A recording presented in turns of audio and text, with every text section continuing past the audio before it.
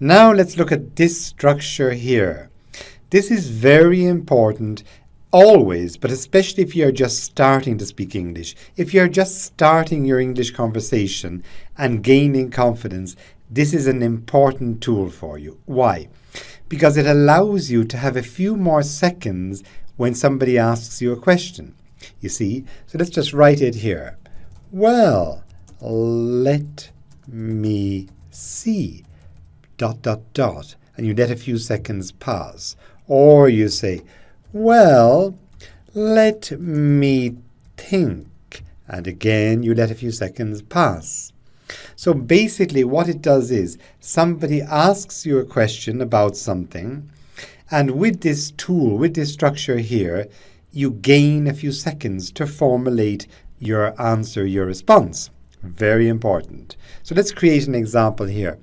Somebody, for example, asks you, what time should we leave tomorrow? Let's say we're going to the airport, for example, and we're not sure. Should we arrive there at 8 or 9? 8 or 9 to be there on time for our plane.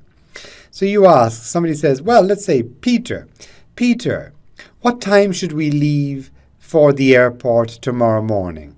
And Peter says, well, because he's not sure, he's thinking, well, let me think.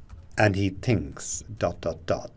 And then he says, well, maybe we could leave at, let's say, 9 a.m.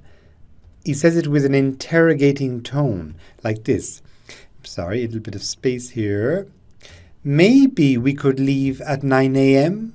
He's like suggesting with a statement, turning it into a question. So there you have it. That is a very, very useful structure, especially if you're just starting your English conversation. Any question somebody asks you, especially if it's in business or a more complicated professional question, or that involves different details, well then you simply say, well, let me think, or let me see.